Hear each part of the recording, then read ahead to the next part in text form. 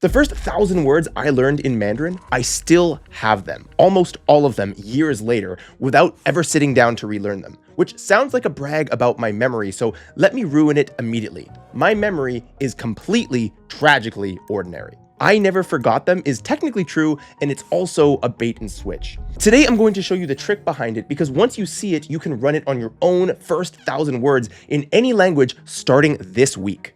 And since the whole trick lives or dies on structure, there's a piece near the end that turns it into a real calendar. I'll hand it to you when we get there. And this isn't a me thing either. One of my students, Arthur, is learning Spanish, and he described on camera the moment a word he'd been drilling in his flashcards showed up inside the show that he was actually watching. His words were, "That was a flashcard word, and now it's kind of connecting everything." That moment, the same word arriving twice from two different directions, is the entire method compressed into 1 second of television. It has a rhythm to it, and once the rhythm starts running, forgetting becomes genuinely difficult. So here's the plan.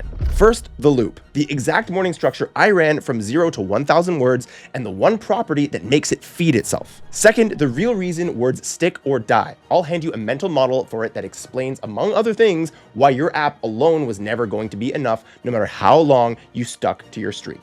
And third, how I'd run the whole thing as a sprint if I were starting from 0 today. By the end, I never forgot them is going to sound less like a brag and more like a schedule. Let's get into it. So quick check that I've got the right person.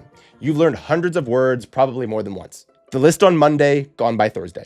And here's a brutal little test. Pull up the last set of words you finished and count how many you could actually put into a sentence right now out loud. If it's under half, you've been quietly concluding your memory isn't built for languages. Ring any bells? Good, because your memory is fine. Something else is broken, but it's fixable this week. When people notice their vocabulary evaporating, every piece of advice they get is about trying harder at remembering. More reviews, memory palaces, sticky notes on furniture, some mnemonic where the word for bread is a llama wearing a hat. All of it treats forgetting as a memory problem. Your hardware failed, so upgrade the technique. And that framing quietly costs people years because they cycle through technique after technique, relearning the same words, watching them dissolve again and again, and pocketing the same conclusion each time. It must be me. But here's what's actually true. You can be flawless at memorizing and still lose everything because whether a word survives was mostly decided before you ever sat down to study it. It was actually decided when the word got picked. Choose the wrong words and you've signed up to relearn them forever. Choose the right ones and the world itself takes over most of the remembering for you. So tonight's first move isn't a memory technique. It's an audit of your word list. Let me show you what the right list makes possible. Here's what my mornings actually looked like on the way to 1,000 words. Most days, flashcards first, roughly 10 to 30 new words plus whatever reviews my spaced repetition app had queued up. 15 minutes all the way up to an hour and some odd with a tall glass of water in hand. And I want to be honest about what that session was and wasn't. I wasn't mastering those new words at the kitchen table. I was priming them, getting the sound and the shape into my head just deep enough that my brain would flag them when I crossed my path again. Then later that same day, immersion, real Mandarin content with real voices. And because every word in my deck was a high frequency word, the words the language is built on, the words I'd primed at breakfast were basically guaranteed to show up in whatever I watched that afternoon. So each new word got learned twice in one day, once as a card and once as a live sentence with a voice and a situation and a reason to exist all wrapped around it. The card opened the door, the encounter walked through it. And some mornings, honestly, I flipped the order. I watched something first because I felt like it. The loop survives that. What it can't survive is missing one of its halves. Cards in the morning, real language in the afternoon, both in the same day. That's the whole machine. Now watch what happens on day 2, because this is where it turns into a flywheel. The app brings yesterday's words back, except they're not flashcard strangers anymore. They're words you've already met out in the world, and the review takes 2 seconds and feels like recognizing a face. Confidence climbs, which makes the next morning easier for you to show up. And every so often, the loop runs backwards. A word ambushes you in your immersion first, you catch it from context, half know it, and a few days later, it surfaces in your deck, and you feel like you've been handed the answers before the test. Which brings me to the confession from the top of the video. The reason I never forgot my first 1,000 words is not that I reviewed them diligently. It's that high-frequency words never gave me the chance to forget them. My app, doing its clever spacing math, might plan to show me a word in 4 days. The language itself, it scheduled the word for the same evening, and the next morning, and in the background of every conversation, every show, every video, forever. I wasn't remembering harder than everyone else. I was getting re-exposed on a schedule no app could ever compete with purely because of which words that I had picked. That is the bait and switch. The title says memory, the mechanism says frequency. So let me give you the mental model I wish someone had handed me years ago for what flashcard software actually is. Your app is a zip tie. Think about how a zip tie works. Every notch you push past, it locks. It cannot slide backwards. That's your spaced repetition system. Every word it primes, it holds. You miss a few days, get busy, get sick, the tie doesn't loosen. It keeps you at your lowest guaranteed point, and that is a genuinely brilliant thing for you to have working for you. But here's the part that nobody tells you, and it explains years of frustration for a lot of people. The zip tie doesn't tighten itself. Reviews alone don't move you forward, they hold ground. Run cards and nothing else, and you'll feel it. Everything stays technically known, and nothing feels like it's getting more alive. What pushes the tie to the next notch is meeting the word out in the wild, in a show, in a joke, in someone's mouth with an emotion behind it. And every different context is another click on the tie, because one word carries a dozen flavors. Hear it used in a new way and your brain gets one more hook into it. Cards hold, context clicks it forward. You need both halves running, and the test is simple. If your study time feels like maintenance instead of movement, you're holding a zip tie that nothing is pulling. So tonight, add in the other half. Now, everything I've just described has a daily structure to it. Words in the morning, input in the afternoon, both halves every day. And the structure is where most people's version quietly dies because they try to redecide it every single morning. That's the job the Fluency Sprint Planner was built for. Tell it what you're learning, tell it what's actually on your plate, and it turns this exact push into something you check off instead of something you negotiate with yourself about.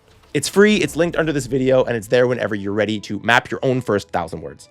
The loop does the remembering, but the planner just makes it a loop that actually happens. So flip the whole thing around. Why does vocabulary evaporate for almost everyone? 2 reasons, and both are fixable in an afternoon. First, wrong words, wrong order. Take colors, for example. Your app teaches you all of them in one tidy session, like a matched set, but the real language doesn't treat them as a set. Red is everywhere, okay? Warnings, traffic, food, arguments, song lyrics. But purple? Weeks can pass. So red gets re-met and locked in, and purple is left with exactly one thing keeping it alive: the app. The moment your reviews lapse, it's gone. And here's the uncomfortable part. It was always going to be gone because nothing in the world was ever going to reinforce it. Multiply that by every low frequency word on your list and you can see the whole problem. You weren't forgetting randomly. You were forgetting on schedule. Second failure, running cards with no real input at all. Do that, and every word on your list becomes a purple. Every single one held up by the app alone, one thin thread each, no second front, no real voices, no context clicks. That's the state I call vocabulary purgatory. Hundreds of words, all technically studied, all on life support, all waiting to evaporate the first week that life gets busy. It was never your memory. It was a single front reinforcement of words the world had no plans to repeat. So here's tonight's audit, and it takes 10 minutes. Go down your list and ask each word one question. What besides this app is going to bring you back to me? If the answer is nothing, you found your leak. And when students run the full machine, the same moments show up like clockwork. Remember Arthur, that was the flashcard word guy? Well, he uses cards for exactly the thing immersion can't isolate: the connective tissue. Pronouns, the little auxiliary phrases like has been, the glue that ties every sentence together, well, he drills those, then hears them snap into place in his input, connecting words he already knew into sentences he suddenly follows. One of our Russian learners runs the loop from the content side. She mines words out of the subtitles of shows that she's actually watching, feeds them into her flashcards, and wrote the very next day she'll hear one of those exact words come back out at her from a video. And inside 2 months, she went from struggling through short clips to following half-hour interviews at over 90% comprehension.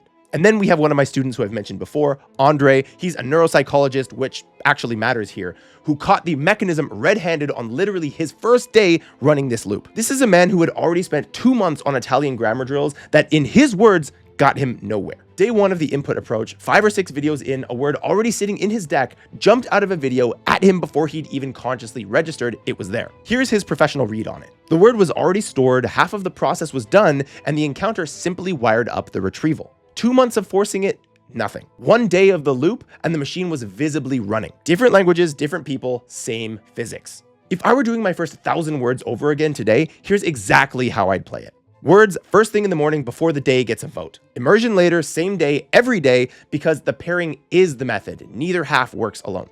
And then I'd treat it like a sprint with a finish line. Protect that morning session every single day, run your new words at the top of what you can actually sustain, and let the reviews and the input hours stack fast. Even if the whole push costs a couple of hours a day for a stretch, I'd pay it gladly because I genuinely think this is the single best return on investment in all of language learning. Every week earlier those 1,000 words land, every hour of content after that gets easier, the whole rest of the journey compounds off the front. If you've seen my video about starting a language from zero, this is the engine the whole plan runs on. But don't confuse sprinting with skipping. The reviews still happen, the daily input still happens. You're just compressing the calendar, not the method. And a sprint you invent fresh every morning isn't a sprint, it's a mood. That's the decision the planner from earlier exists to take off your hands. How hard to push, spread across the life you actually have, so the only thing left to do each day is the doing. Now, if you do all this, here's what's waiting for you on the other side, because this is the part that makes the sprint worth every day of it. Those first 1,000 words aren't 1,000 separate facts, they're scaffolding. Once they're in, most of every sentence you hear is made of words you already own, and that changes the physics of everything unknown. An unfamiliar word stops being noise and becomes a puzzle with one missing piece. If I say I blank the dog in the park, you don't need a flashcard for walked. The sentence hands it to you for free. And that's what the first 1,000 actually buy. They turn the entire language into context clues. Comprehension stops feeling like decoding and starts feeling like reading between the lines that you already know. New words start installing themselves from exposure alone. Each one another click of the zip tie that you didn't have to earn at a desk. And somewhere in there, studying starts feeling suspiciously just like watching things that you like. That's not a fluke. That's the loop reaching escape velocity. So go back to the story you've been telling about your memory. Every word you ever learned and lost, the Monday list gone by Thursday, none of that was evidence about your brain. It was evidence about the schedule those words were on. Picked in the wrong order, held up by one thin app thread, never re-met anywhere real. Remember what Andre caught on his first day running the loop. A studied word is already half installed. It's just sitting there waiting for the world to finish the job. Yours are too.